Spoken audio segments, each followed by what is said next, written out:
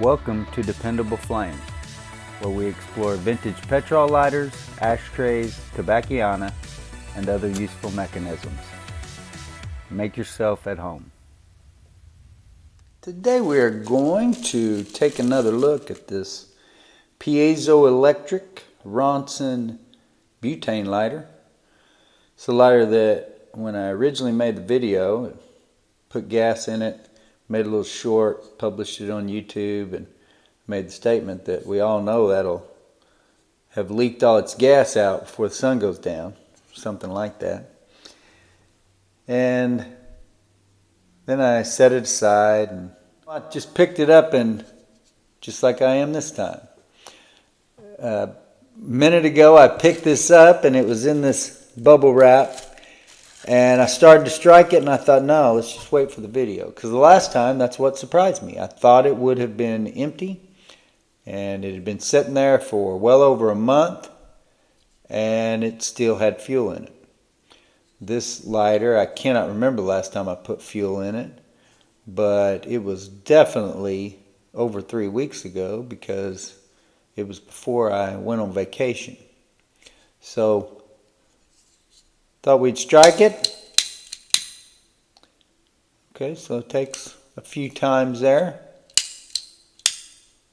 But it does appear as though it is still holding gas. Let me get a screwdriver here and see if we can adjust. Looks like we can adjust this way to turn it up, that way to turn it down. So that's all the way down. So that's a decent sized flame. If you just lighten a commercial tobacco cigarette, that would be about right. So now let's look at this. If we were to turn it up,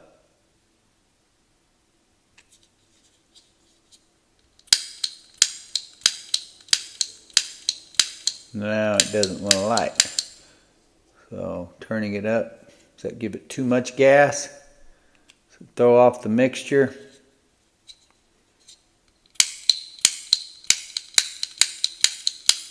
So it will not light with it being turned up considerably. That is turned all the way up and no ignition. Turn it down a little bit.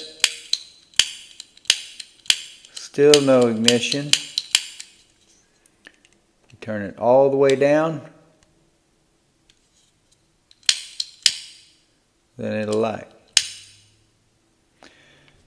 So I guess if we are going to use this one, then it is only going to be at that setting. Although we might figure out later that if it is full, maybe it will light with it on those higher settings. I doubt it. It's just a guess. Probably not.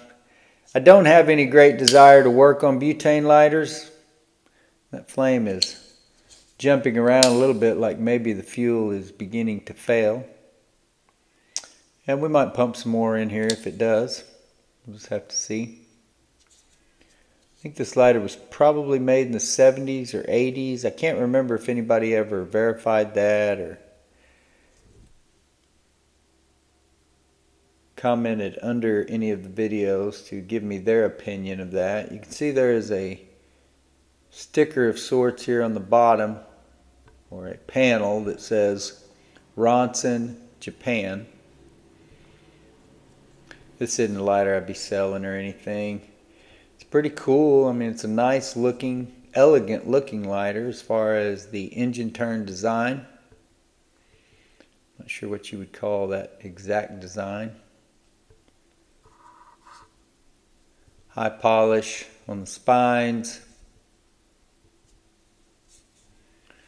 Really cool lighter though.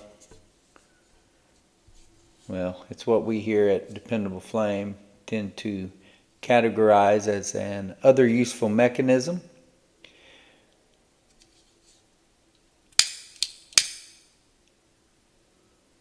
And so far so good. This isn't anything that you could dab concentrates with or anything like that. It's just a soft yellow flame. But as I said, it would be more than enough to light up your commercially produced tobacco cigarettes, and maybe even some cannabis joints, depending on how you roll those up, how you pack them. May not work so good if you've got a rounded, papered end, but if you've got it torn off to where your product is exposed, then this lighter looks like it would serve to light those kind of joints up anytime. It's just a matter of how many lights would you get out of a fill. Are you evaporating a lot of fuel out also? Does it have leaks? Probably more leaks than evaporation. With butane. So again, this is just a curiosity for me. I love the look of it. I would love it if this is a lighter that I could depend on. I know that a lot of the piezoelectric ignitions, they never break.